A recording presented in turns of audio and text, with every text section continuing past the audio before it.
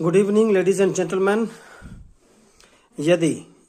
Husband और wife के बीच में मैरिटल डिस्कॉर्ड है, मैरिटल डिस्प्यूट है, किसी भी तरह का कोई भी विवाद है और यदि पत्नी अपने पति के साथ नहीं रह रही है या फिर पति अपने पत्नी के साथ नहीं रह रहा है, तो ऐसी सिचुएशन में अगर पति चाहे तो अपने पत्नी को अपने साथ में रखने के लिए हिंदू विवाह अधिनियम की धारा 9 के तहत कुटुंब न्यायालय में आवेदन पेश कर सकता है और उस आवेदन के आधार पर कोर्ट में प्रॉपर तरीके से अपोजिट पार्टी को नोटिस जाएगा। नोटिस रिसीव होने के बाद जो गैर याची है वह न्यायालय में उपस्थित होगा और वह भी अपने पक्षों को रखेगा और दोनों पक्षों को रखने के बाद दोनों पार्टी की गवाही होगी।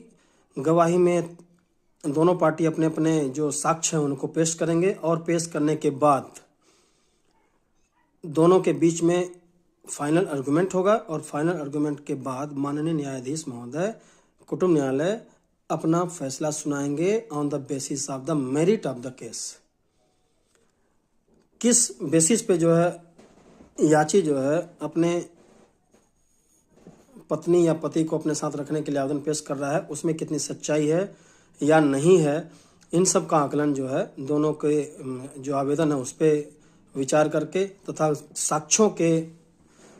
साक्ष्य पे जो है विचार करके डिसीजन लिया जाएगा। और इस तरीके से हम अपने जो पक्षकार लोग हैं उनको बड़ी समस्याओं से बचा सकते हैं। और अगर धारा 9 में सक्सेसफुल नहीं होते हैं तो इसी के बाद दोनों पक्षकार माननीय न्यायालय के सामने तो आपसी सहमति के आधार पर या कि डायरेक्ट जो है धारा 13 हिंदू विवाह अधिनियम के तहत विवाह विच्छेद यानी तलाक के लिए आवेदन पेश कर सकते हैं और उसमें भी यही प्रक्रिया अपनाई जाएगी। प्रक्रिया अपनाने के बाद वही सेम प्रोसीजर फॉलो किया जाएगा माननीय न्यायालय के द्वारा।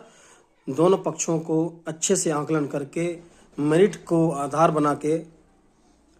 फिर उस पर जो है विचार किया जाएगा और इन सब के बाद ही माननीय न्यायालय के द्वारा कोई फैसला दिया जाएगा। और यह ऐसे फैसले होते हैं जिससे पक्षकारों को मानना ही पड़ता है और यदि वह इन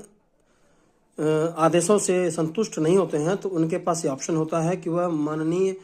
उच्च न्यायालय में जा सकते हैं, जिसका जो भी क्षेत्राधिकार है उसके हिसाब से वह जो है माननीय उच्च न्यायालय में जाकर जो है अपील दायर कर सकते हैं। तो आपके पास कई तरह के ऑप्शंस हैं, उन ऑप्शन को सही तरीके से चुनिए, सही अधिवक्ता को चुनिए और अपने परिवार के लिए सही तरीके से कानूनी लड़ाई लड़िए।